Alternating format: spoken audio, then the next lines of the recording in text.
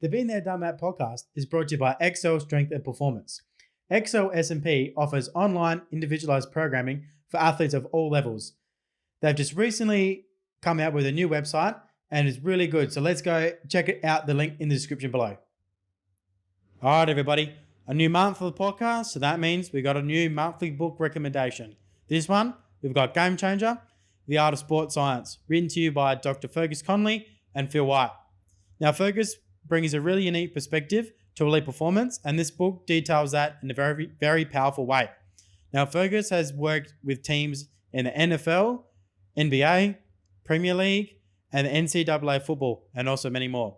So he has a diverse background that's applicable to all sports. This book is very insightful and well written. I highly recommend it. Now go in that link in the description box below for the Amazon link to purchase your copy. Hi everyone, and welcome to episode 9 of the Been There, Done That podcast. This week, I was happy to sit down with Brianna Green, who is a West Coast Eagles women's football player. We chatted about her struggle with injury and her mindset throughout her career.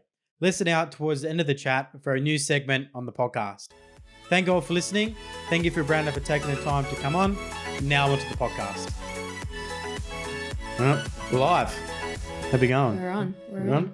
How you feeling? Pretty good. A good day? Pretty excited to be here. Yeah, well, thank you very much. You're the first person to say you've been excited to be here. No, really? Yeah. Come on. That's awesome. Yeah. Who else have you had on here? I've had Juppy, captain, and I've had Ash Gomes. Yeah, Gomes. She's pretty good. We go way back. She was. Do ya? Yeah, I used to coach her youth girls, believe it or not. I think she did mention that. Yeah, she did mention. Better have. Yeah. She didn't say you were her favourite though. No, that's okay. Must have been good enough. Yeah, probably not. So was footy always like you always played footy? Not always. I only started when I was about 13. So always loved it. Yeah. Always loved it from a very young age. Was probably influenced by my cousins. So my mum's American, and my mum and my auntie are quite close, and she had 4 boys. They're all a bit older than me. So I remember, from a young age being down at Thornley Football Club, watching them play on the weekends and just loved being there, the atmosphere. Always, was waiting for quarter and halftime breaks so I could go out and kick the footy. Yeah. Kick the footy with the boys, and loved Eagles from a very young age as well. Oh. I remember my auntie and uncle have been members for 20 odd years or something. So whenever there's a ticket free and someone couldn't make it, I would always put my hand up and go. So yeah, loved it from a very young age. So what sports did you play? Bit of everything in school. Like through school you kind of do everything, and I played a few seasons of netball.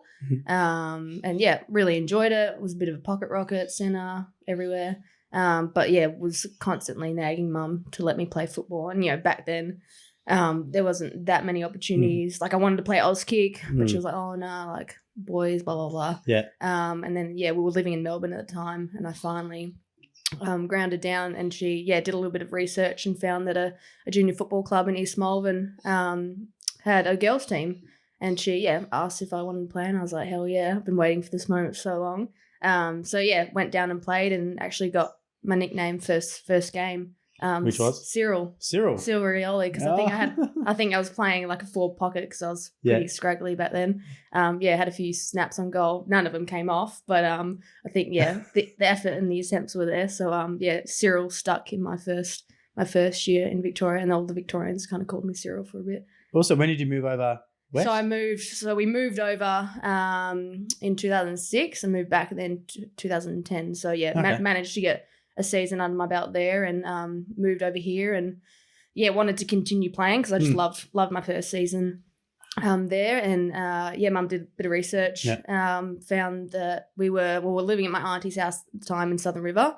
She just did a bit of research and found that I think based on where we were kind of looking at living, East Freo was I think the better option for me. And awesome. I didn't realise until I think it was about a week before I was about to head down to pre-season training. She was like, oh, just to let you know, she's got an American accent, just to let you know they're a bit older. Because I'd been playing youth girls, so 13, 18, and they were full-grown women that I was playing with, and I was 14. Oh, wow. At that time. So, I think back then there wasn't a youth girls competition. Yeah. So we had like a lot of, young girls. Like there's, a big group of us that kind of went through that pathway together playing women's football, but, not being of age. So we had to get, I think, a permit. So I think someone from the commission would come down and just, watch your first game to see if you weren't going to get killed. Yeah. And I managed to get through, and which is surprising because there wasn't much to me back then. Still isn't, but that's all right. Do you feel like that playing with the older women made you a better 100%. player? Yeah. Like I do wonder like what kind of player I would be if I did go through like the youth girls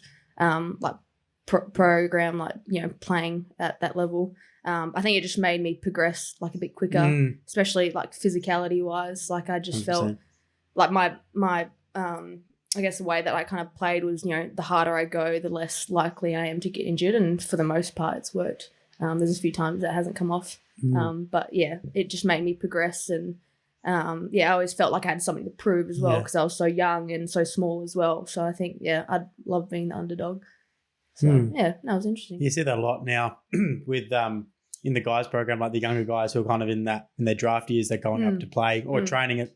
If not making the team, they're training with the older guys just to get a little bit more experience, because as soon as you go up and play in AFL, you're straight in with men. And it just forced me to work like that a little bit harder as well. Like I don't think I've ever been like, my skills were never like at that level because I'd been playing for so long. So I just relied on my work rate and, developed, second, third efforts because I wasn't probably hitting targets as much as I should. So, I think that kind of, set me up to be, the player that I am now.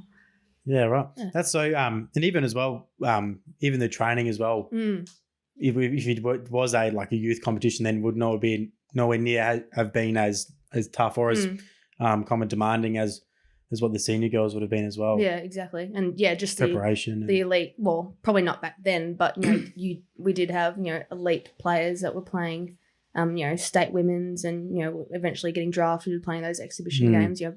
Melissa Caulfield, like I was playing with her when she was in her prime.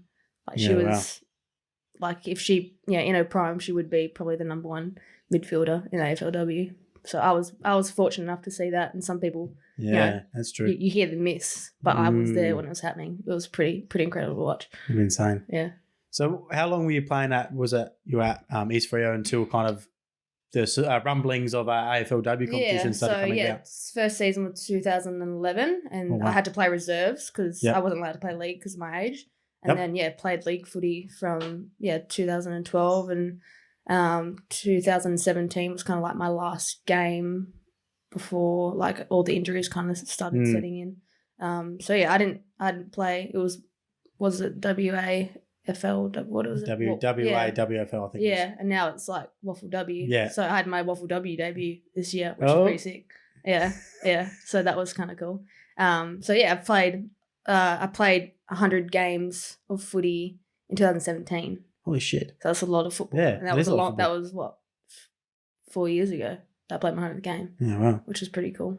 And then obviously, the last couple of seasons, you've had a fair drought of games, haven't you? A little bit. It's been a bit dry. Yeah. You want to start off? So a lot of be out there, like you have had the shoulder, what was that, collarbone? Collarbone, and I had the ACL. But in between that, there was a lot of complications as well, was it? Yeah. There's been so many. Yeah. I can go through them. Let's go through them. Okay. Let's go through them. So 2017, playing at Freo, played round 1, Western Bulldogs. We lost, but that was pretty special. Inaugural game. Of course. You remember that forever, being part of the inaugural team, which was pretty cool. And then round 2 was a home game, Brisbane Lions. Second quarter, I think it was maybe like the 12th or so minute. Ran off the wing. Ball spilled out, went to, take a bit of contact to, try and get the ball. And then I think the girl probably had about 20, 30 kilos of me, and it just bone went, just broke. So it was funny because it's something that I've done 1,000 times over, taking contact. Just didn't come off.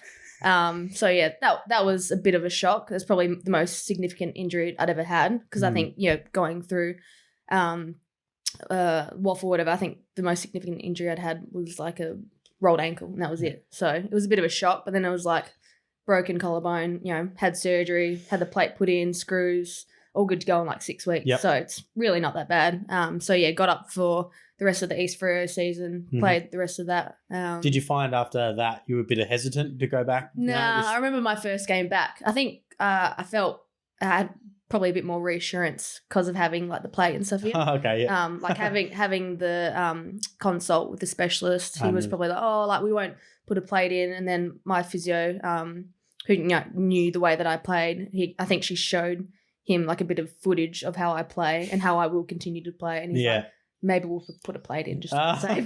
So I'm glad that we did that. Yeah. Because I think, I just feel like that's been a reassurance as well, Yeah, I've always had that reassurance. Like I probably maybe have been a bit hesitant if I didn't have it in. So yeah, and I've still got it in now and I haven't really had any issues. You don't go off in the sensors or anything like that, do you? No. I make the joke that I do. But no, it's never really happened.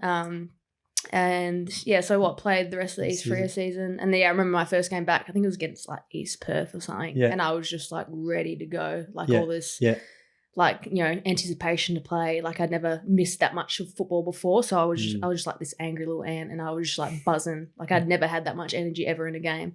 So that was pretty cool. So yeah, got through the rest of that season. Actually came off the end of the 2017 East Freo season with a bit of a niggly wrist. Saw a specialist. We put myself in a little wrist brace. I actually went traveling for 6 weeks. Went to, so I'd planned to go to the US because I've obviously got a lot of family over there. I've actually got one of my best mates who lives over there. She's American as well. So planned to meet up with her, go on a road trip. And then Dad actually, once I'd booked it, he'd planned to go. My dad's English, so he wanted to go to England with his dad, see his fam. So I was like, hey, like I'll pay for the difference for you to pop over with us, and then you can go to the US. So I did that for a few days. We managed to get out to Paris for a day, which is pretty sick on the train. So yeah, went away for 6 weeks, traveled around US, came back. Wrist was still a bit sore. So we just, dived a little deeper into that, saw a specialist. And he's like, yeah, you've got like this torn, I think it's a TFCC, cartilage in your wrist. It's torn. And then a few days later I had wrist surgery. Oh, wow. So that was a bit of a shock. So there was no like incident where you fell on it? Yeah, no, I got knocked out at a Claremont game and I had a black eye and then it just pulled up sore from that. Like I don't remember. Oh, okay. So I must have like landed on it. Don't remember because I got knocked out. And then it was just a bit sore. Like it wasn't excruciating, but it was just a bit niggly. That's weird. Yeah. So yeah, I had surgery for that, and that was probably a bit of a shock. Because I wasn't in that much pain. Like I didn't think the rehab would be like as extensive as it was, and it was actually. And I couldn't work as well because I was a barista. So I couldn't be making coffees. I couldn't work for like 3 months. So that was that was a bit of a shock. And so yeah, I came into my second season of Freo being in rehab the whole time. Actually with actually had a few other girls with me, Alex Williams and Ashley Atkins. We were all in the Risty group together. So Alex had the same injury as I did. Can't remember how she did hers. But then Ash Atkins, she had something different, but was also in wrist splint as well. So we actually probably became a bit closer after that, being in the wrist. All three East Fremantle girls as well. Yeah. So spent the whole of pre-season in rehab and was pretty lucky enough to get up for round one. It was cutting it pretty close. Okay. So got up for round one. Pulled up probably generally like a bit more sore than I would from a normal game. Just general DOMs probably underdone, hadn't had much pre-season volume in. And then it wasn't until round two we were scheduled to play Collingwood at Optus. That was that first Optus game. So the stadium had just opened. I think it was the first ever football game that was being played there. Yeah. Oh, sick. So there's a lot of anticipation for that game. Everyone's so excited, getting to play on the new stadium.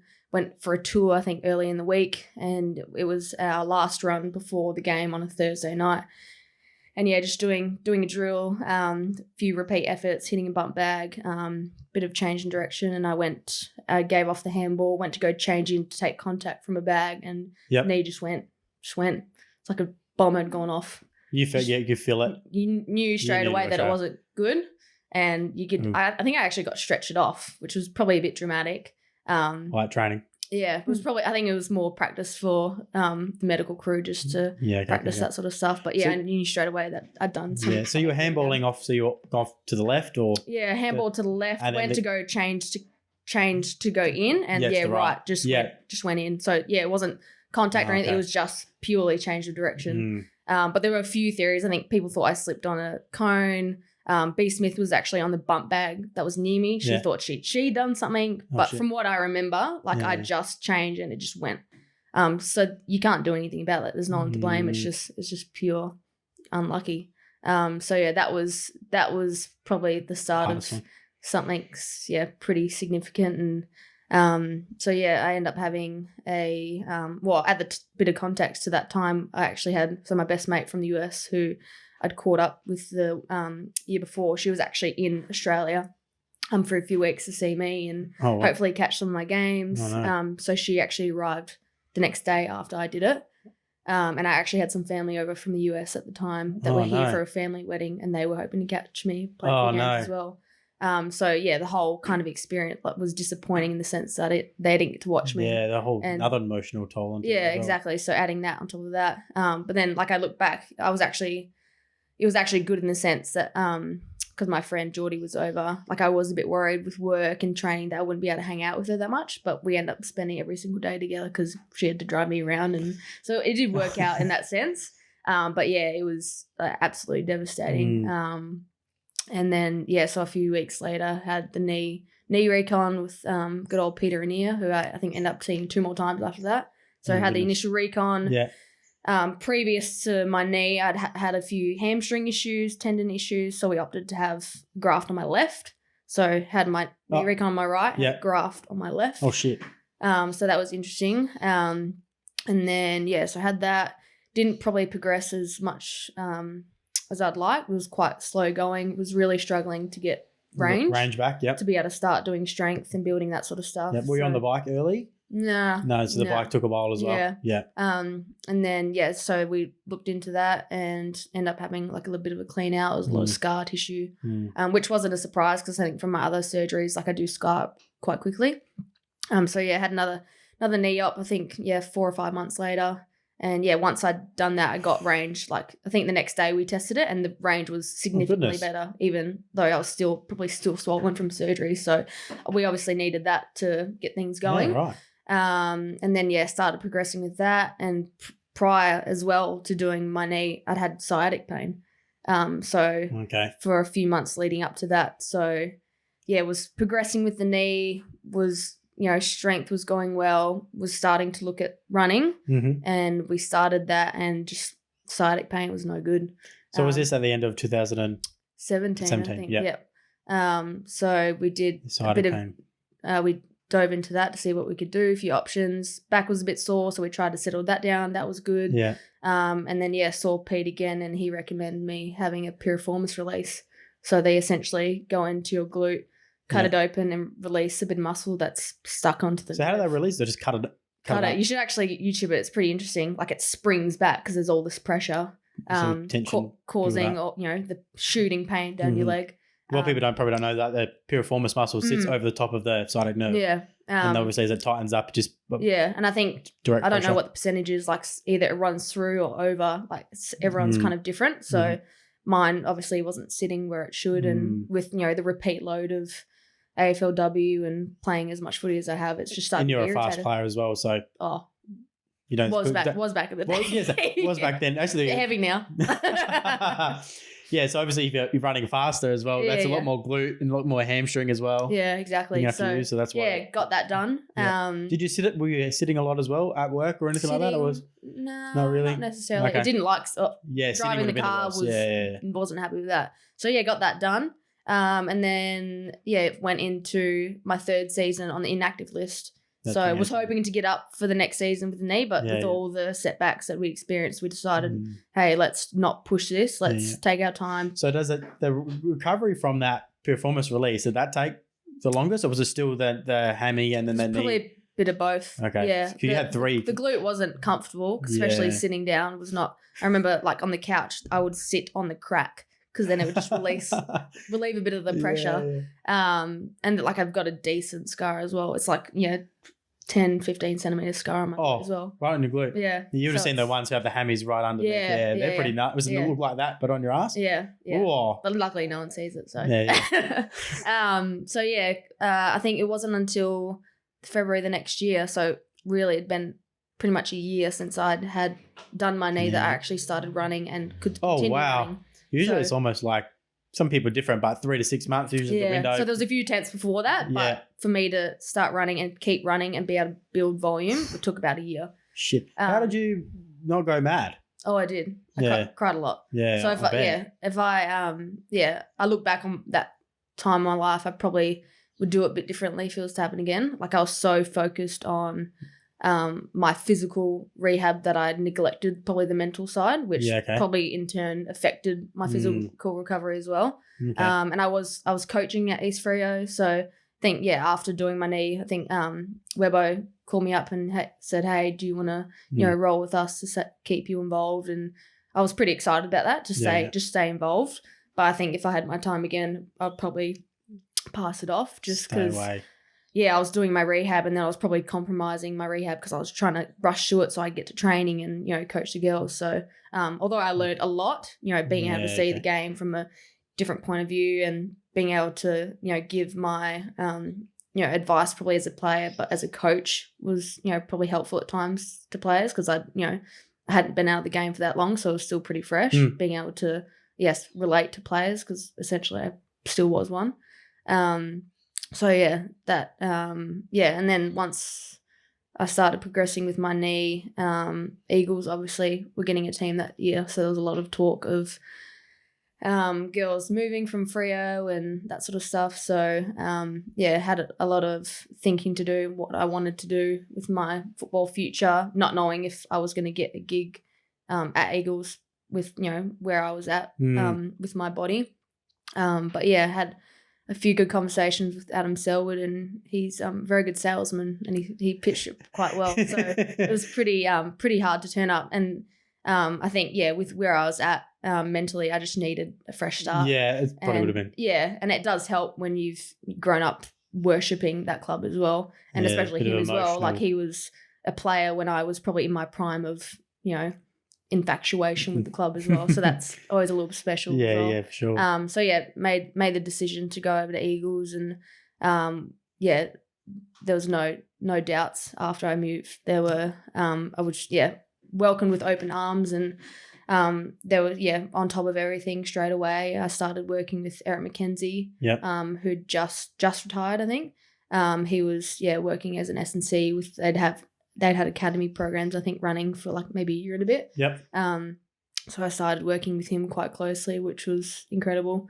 Developed a pretty good relationship with him pretty quickly. And then, started progressing with my running, got my load up, and it probably wasn't until probably a few weeks out of preseason that I was starting to get a bit of like shin awareness in my legs from like the load.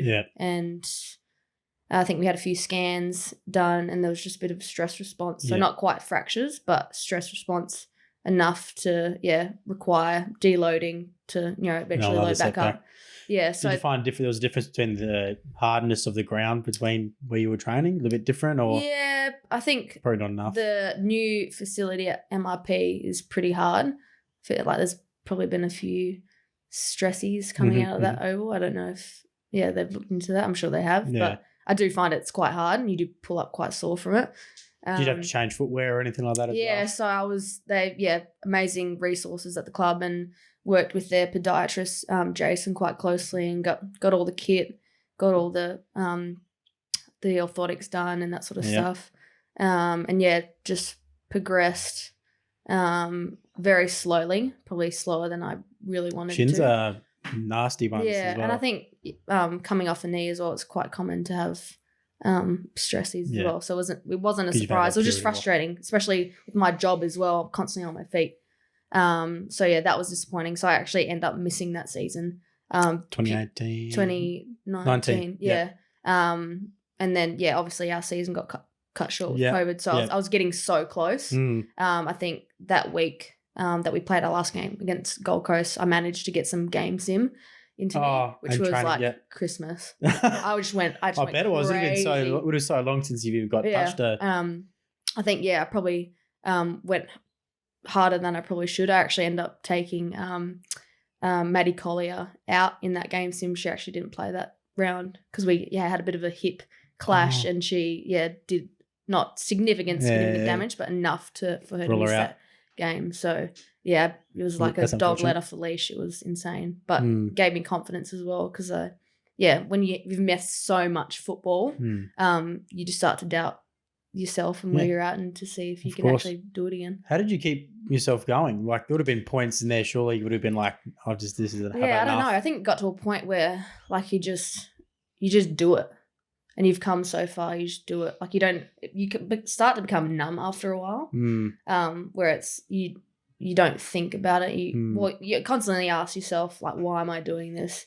And there are things that do trigger motivation, but it's a constant battle with yourself mentally. What kept you going? Was it just that you want to get back to playing footy? Wanted to get back playing footy to prove myself that I could do it again.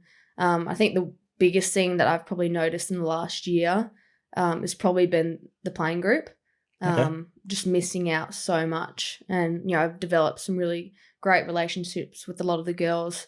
That's probably been the thing that's pushed me the most is being with them again and not missing out because I hate missing out. Get FOMO so bad. That's probably been the biggest thing. And then like there's little things like, little girls that come up to you and want you to sign things. Like that motivates you as well. Like the little girl inside.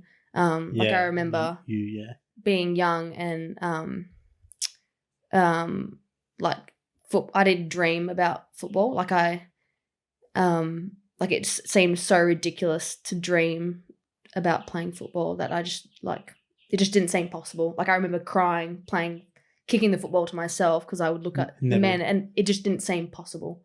So I think, you get to that point where you're just trying to prove to, you want to do it for, the little girl that you were dreaming, well, not dreaming, but wishing it could be different, which it is now. Yeah. Yeah. And now you're the role model for that younger girl now. Exactly. It's amazing. It's crazy to think about. It is crazy. Now in that span of however many years that would have been, and there's a competition now that's exponentially growing. Yeah. And I remember when I first started playing, like that was the goal. But I never thought it would actually happen. I'd always, never in my lifetime that I thought it would happen, let alone happen at all. So for it to happen whilst I'm still young-ish is pretty special. You're still young. Always young. You're always young, doesn't matter. Always in you're young. That's it. Yeah.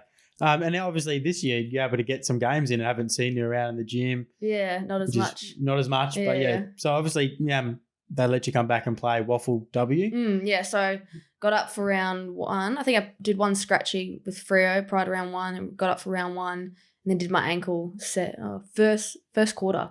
I think I'd been on for in the Feast Freo. No. This is for in the trial game. No, this is round you played one. round one. I played round one. Oh, nice. Against Adelaide. Yeah. Okay. And I did my ankle. Yeah. First quarter. Oh, that where the 2.5 came from. Because in the what's your coach's name? You put it on Instagram. Praddy, Praddy put it on. There's a video on Instagram. You said 2.5 games. I'd said 3. I think I'd played.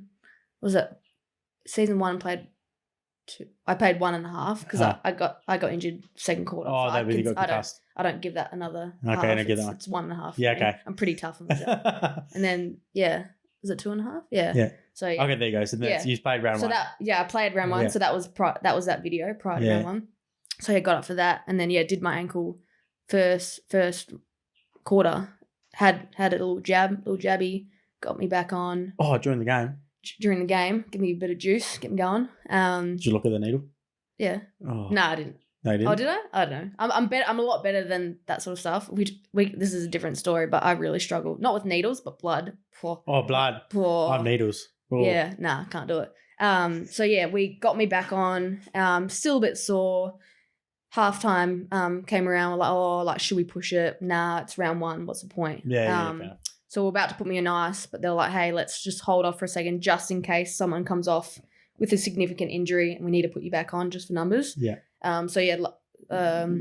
Last quarter, Maddie Collier came off with concussion, so I eventually lived back on for the last quarter, which was great.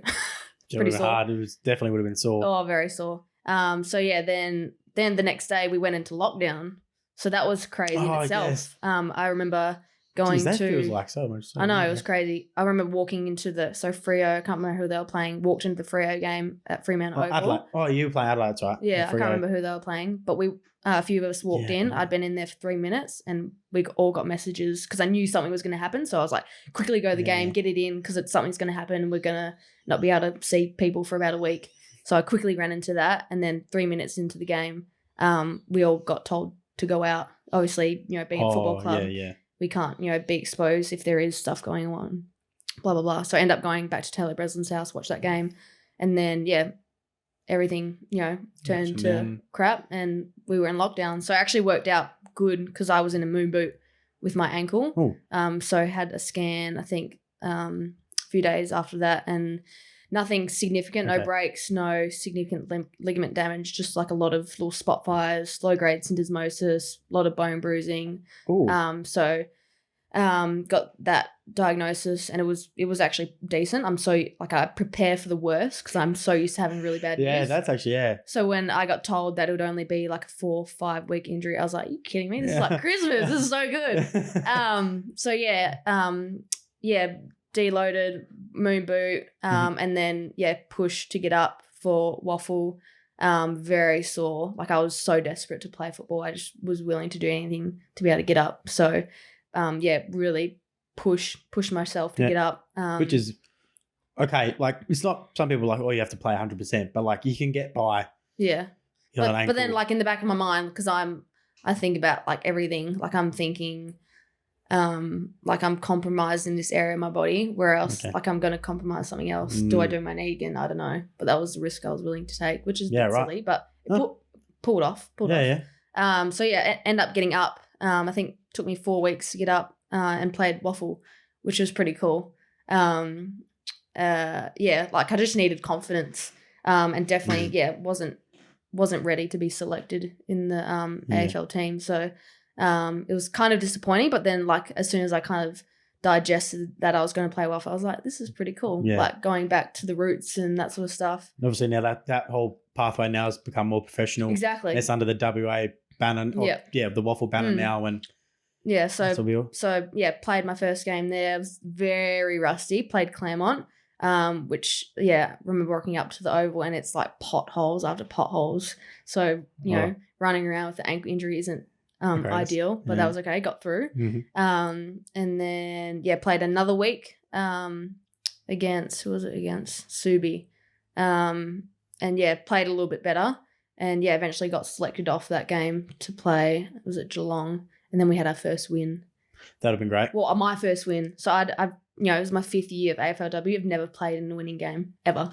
So that was pretty special. Yeah, pulling out. I'm ready stats. to retire now. 5 years without a win. Yeah. So to be able to get that was like just incredible. Did you could just like after all that, it was just like a big breath, like sigh of relief. Yeah, just after that. It just means it's all worth it. Like it would be all worth it if I didn't get a win, but to be able to play and to be able to win was pretty special. It made it all, all that hard work in the gym over, 3 years worth it.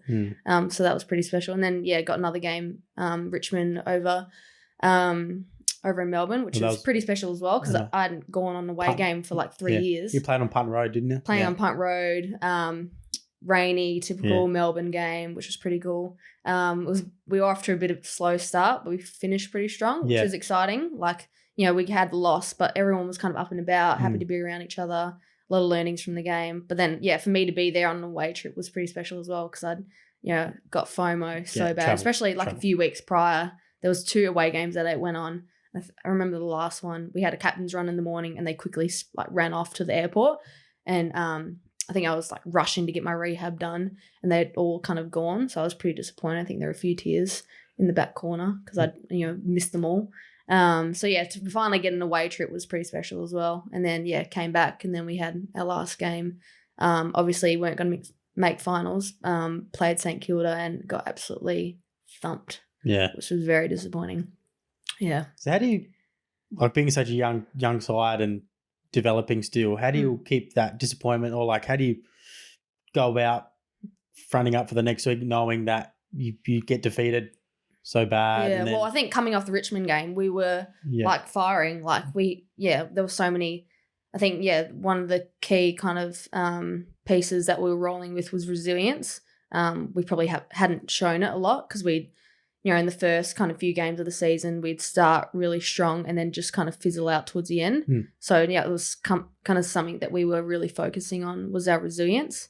So to come out of the Richmond game, obviously with a loss, but to finish really strong was really, really positive. And then, so going into the St Kilda game, we were, ready to go and ready to show that, we obviously a young side, but we are here to play and we are developing and playing some really good football. To finish like that was very disappointing. But I also think it's a good thing in the sense that getting absolutely thumped like that just gives you more drive going into the off season to be better and to work on the kind of football that we're trying to build on, which is happening slowly. Like compared to last season, we're playing some very good football, and I think the style of play that we're using is definitely suits our playing group. We just need to keep building, obviously on the fundamentals and definitely that mental resilience as well. But I'm excited. Like obviously, finishing like that isn't ideal, but I'm excited with what we're going to work on in off season and going into our third season as a team. How do you go about as a team, the mental resilience side? Is it just being aware of it all the time, or coming up, there might be times in the game where we need to be more resilient here, we need to be more focused here? Or I think it comes down to a lot of things. Like prep is obviously pretty huge going into the week. We'll have these little prep cards that we write like a few things down just to make sure that you've kind of done the work. So I think when you've done the work, that kind of helps with that resilience piece because you might stuff something up, but then you recall that you've actually done the work, so you are more than capable of doing 100%. It. But it is like something intrinsic as well. Like some people don't have resilience and some people do.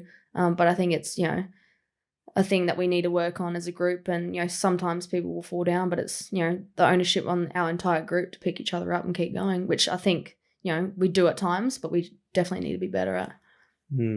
Especially being a young side as well, it's hard for young girls and to develop and to be able to be aware of all different things like your skills, your training, your gym, all sort of stuff, and to get on top of that, your mental resilience as well. Yeah, it is tough having like a young group, but I think, some of the young players that we've got are probably one of our most resilient.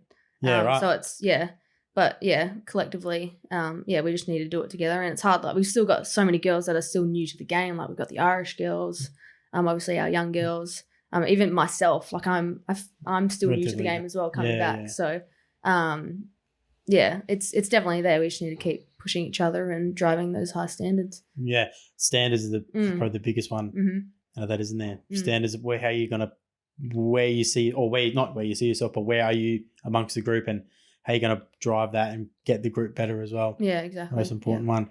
Yeah. So now in the off season, what are you kind of looking for? Are you allowed to go back to play waffle? Well, I've been, we obviously have our exit meetings post-season, and, some girls are really encouraged to play waffle and some are probably slightly more protected. For myself, I just need to play as much football as I can, which I really want to. I'm actually waiting on some results from scan on my ankle. I might need a bit of a tidy up. There, it's come off, had a scan post-season. A lot of things have healed, but there's one thing that's gotten worse that we might need to give a little attention to. So I might miss. Do you feel it? As the whatever got worse in your ankle? Well, it was sore the whole time I was playing. In the last 3 games, I had local injections just to get through, so it was a little sore. But it's not like I feel a bit dramatic because it's not like giving me like grief like in everyday things. Mind you, I haven't been running since Good Friday, so that's probably why it's not as sore. But like I know it's probably something that I need to get sorted. Like if I want to be able to play, like the last few games that I played, like I couldn't play the way I wanted to play because it was just like way too sore. So we'll see what happens with that. But off season, focusing on work, focusing on other things other than football. Because it does get a lot at times. But obviously want to keep developing on my game as much as I can with whatever my body's going to allow me to do, whether that's knowledge of the game as well, because I'm playing in the backline at Eagles, which I've never been a backline ever. I was always a midfielder at East Freo.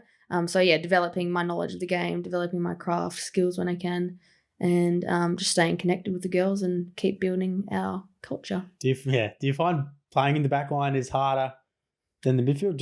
Yeah. Based on, because I wouldn't consider myself an overly smart player. I'm just like see ball, get ball. Okay. So it's being a bit smarter in the sense that you're how you're positioning your body, reading the play, that sort of stuff. But, pretty fortunate to have some really smart girls with us. B. Smith is an incredible backliner, very smart player. So, to be able to, get knowledge of her, and our backline coach, Eagles, is incredible as well.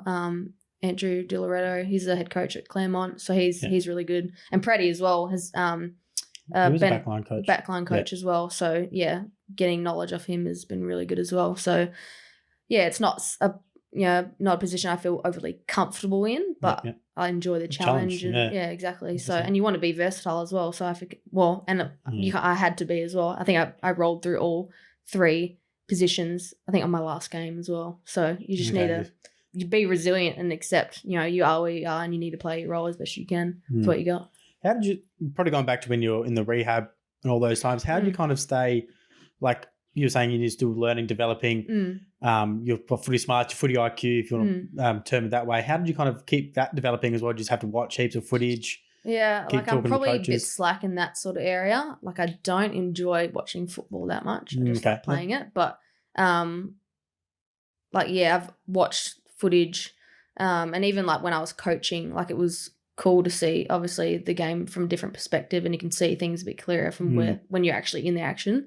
It's probably something I probably should have focused more on looking back. But if I was to do it again, I would obviously pay more attention to that. But coming on the off season, that's something that I definitely need to put a lot more time and effort into. Is we've got incredible resources with Huddle. We've got all this footage and clips that we can cut together, and our coaches are really good as well. They're always available to bounce ideas off and get a bit more feedback. So feedback is a huge one, because you might think you're doing something really well, but then they can see it in a completely different light and say, hey, actually you probably need to move here or move there, or do something different in that situation. So it's constant learning, and like it's incredible. Like I've been in the game for 10 or so years, and like in the last few months I've learned so much about backline, and even just the way that we move the ball. Like it's incredible. Like it's constantly changing and constantly learning so much all the time. What's probably the key thing that you learned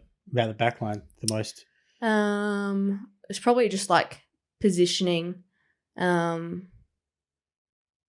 Gone are the days now where you don't really man up on each other. Yeah. More... I guess that's the way the game's moving as well. Is it's not there's one-on-one matchups, and especially the player that I am, I'm not obviously strong in the contest, so I kind of rely on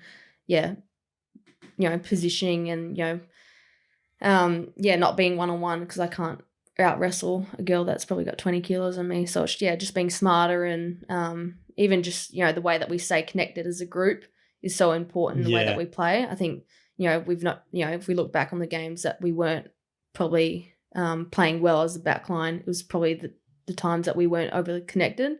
But as soon as that connection is there, we play some incredible football. So realizing how important that sort of stuff is, talk, it's obviously a cliche. You obviously got to talk, but the amount of times that we don't, and things fall apart, is pretty the most interesting. Important part as well. That young team, young culture as well. That when you do start play that style of team defense and team offense, that's when you start to fire up. And I'm like excited if I do get to play waffle, like bringing that into that sort of environment. Like I really enjoyed the 2 games of waffle that I played, because I felt like I could instill that knowledge like in our group, which they might not be getting anywhere else. So it's nice to be able to share that, especially East Freo, we've got such a young group as well. It is very young.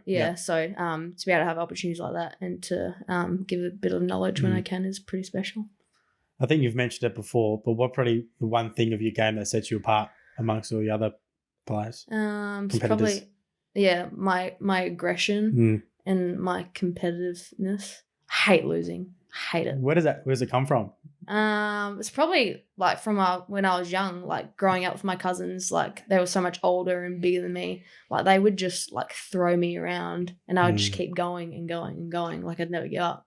So I think they instilled that kind of bulldog kind of mentality. I always felt like I had something to prove, and and then coming into the game so young, playing with older people, like kind of continued. I'd probably have small woman syndrome sometimes. Like I don't like being the size that I am. If it's one thing I could probably change, I would. But it is what it is, and you got. That's everyone says that. I know. I'd much rather be 5 centimeters taller. Yeah. I think and just work great as well. Like I said before, I was never an overly skillful player, and it's definitely something that I need to work on. But the fact that I was making so many skill errors and I was constantly trying to back up my skill error, I think instilled work rate in me. So Do you consider yourself an overly fit person? Like, as in, I think I've got natural fitness. Okay. Like I don't think I'm not the fittest. Yep. I'm not the unfittest. I'm not the fastest, but I think I have got a bit of both.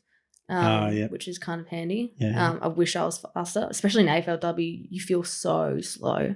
Like you might chop up or look fast in Waffle W, and you go there and you're nothing. You're nothing. So even this year when I watched a couple of games AFLW, I was like, this has gone faster. Yeah, and you look at the first 2 seasons, and the game is so much faster, and there's so much more skill, and girls are finally applying the knowledge that they've learned, and they even just look at the girls that have been drafted now, they're footballers. Whereas the first few seasons we were all kind of scrapped together and told to play football. So it's nice to see.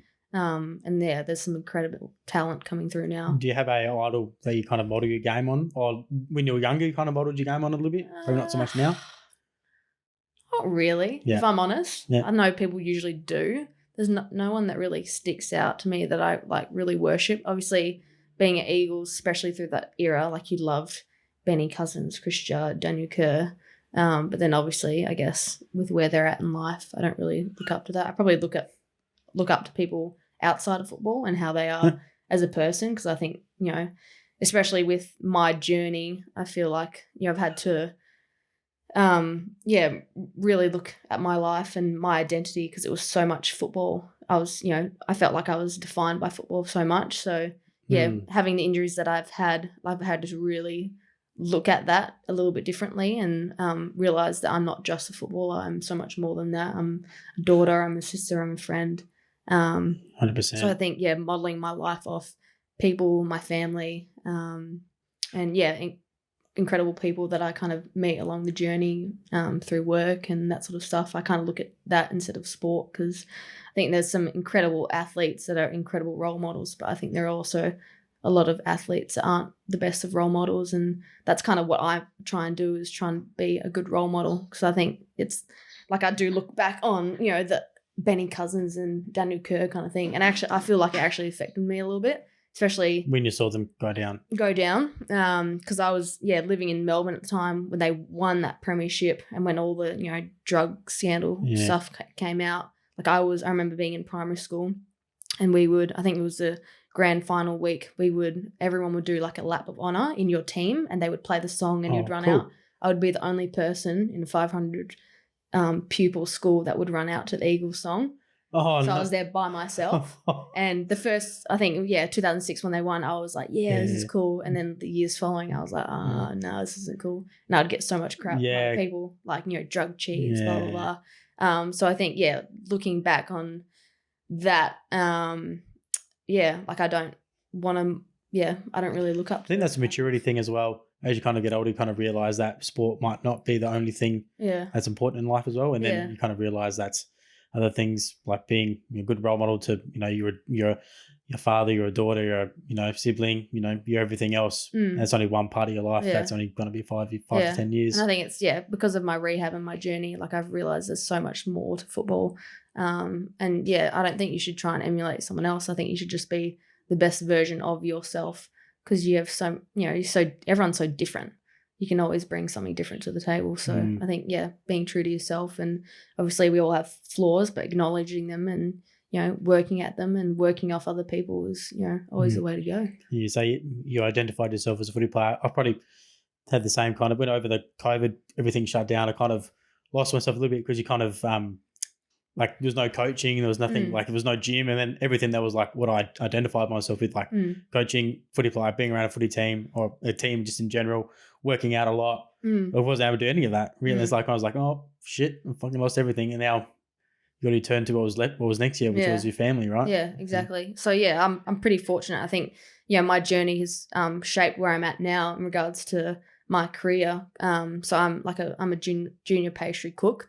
I grew up loving food, probably influenced by my family, especially my mum.